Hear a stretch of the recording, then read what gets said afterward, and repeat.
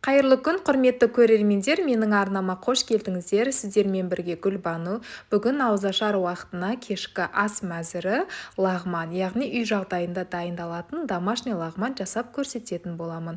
Ендеше менің арнама тіркеліп, видеоның соңына дейін қарап, лайк басуды да ұмытпаңыздар. Көріп тұрғандарыңыздай өте дәмді, ерекше тағамдардың бірі, жасалу жолы да оңай. Алдымен керекті заттарымызды дайындап аламыз: картоп, пияз, тәтті болгар бұрыштары, сәбіз және де еттің кез келген түрі бола береді.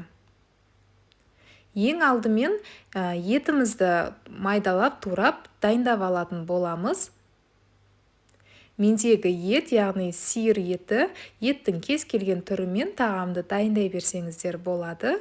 Осылай кубиктап, төртбұрышты етіп турап дайындап алатын боламыз. Құрметті көрермен, менің арнамнан ыстық тағамдардан бөлек түрлі-түрлі тәттілердің, салаттардың рецептілерін таба аласыздар. Етімізді осылай ұсақтап турап дайындап алдық. Ендігі кезекте тәтті болгар бұрыштарында алып осылай төртбұрышты етіп кубиктап турап шығатын боламыз. Артық жерлерін осылай тазалап алып отырыңыздар. Видеодағыдай дәл осылай турап дайындап аласыздар. Осы видеоның астына описание бөліміне мен толық құрамдарын жазып қоятын боламын. Міндетті түрде жасап көріңіздер. Үй жағдайында өте дәмді әрі тойымды тағамдардың бірі. Және де болгар бұрыштарының кез келген қызыл, сары, жасыл түрін алып қолдана берсеңіздер болады. Ал енді болгар бұрышын турап дайындап алдық. Ендігі кезекте сәбізімізді де осылай кубиктап турап шығатын боламыз.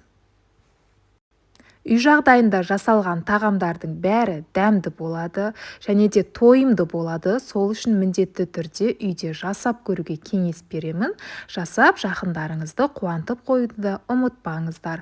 Ал егер де менің арнама тіркелмеген жаңа көрермен болсаңыз, міндетті түрде тіркеліп кетуді ұмытпаңыздар. Әлі алда талай сіздерді рецепттер күтіп отыр. Көріп тұрғандарыңыздай сәбізімізді, картошкамызды турап алдық. Ендігі кезекте пиязымызды да осылай ұсақтап турап дайындап алатын боламыз. Осымен барлық көкөністерімізді турап дайындап алдық қуыруға. Енді қазанымызға майымызды құйып, пісіріп алатын боламыз.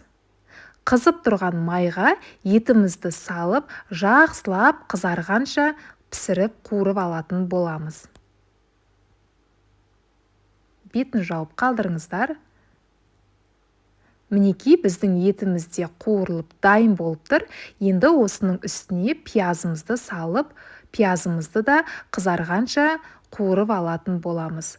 Пиязымыз қатты қызартып жібермеңіздер, кішкене сарғайса жеткілікті. Содан соң артынша турап алған картошка және сәбізімізді де салып, осылай қозғап қуырып алатын боламыз. Оның үстіне тәтті болгар бұрыштарымызды салып шығамыз. Және де 2-3 тісше чеснок, яғни сарымсақты осылай ұсақтап турап салып шықтым.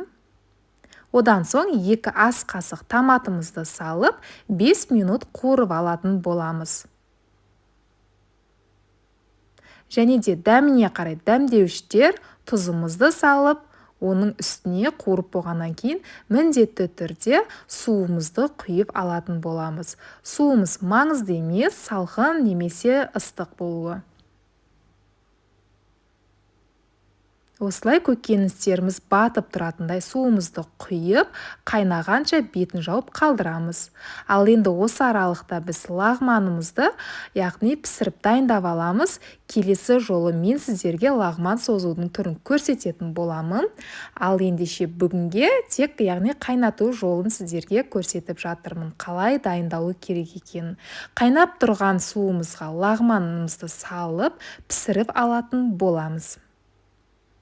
Мінекей біздің лағманымызда пісіп дайын болып тұр. Дайын болған лағманымызды бөлек ыдысқа осылай сүзіп дайындап, яғни алып алатын боламыз. Ең соңында барлық лағмандарымызды алып болғаннан кейін міндетті түрде кішкене майлап жіберуді де ұмытпаңыздар.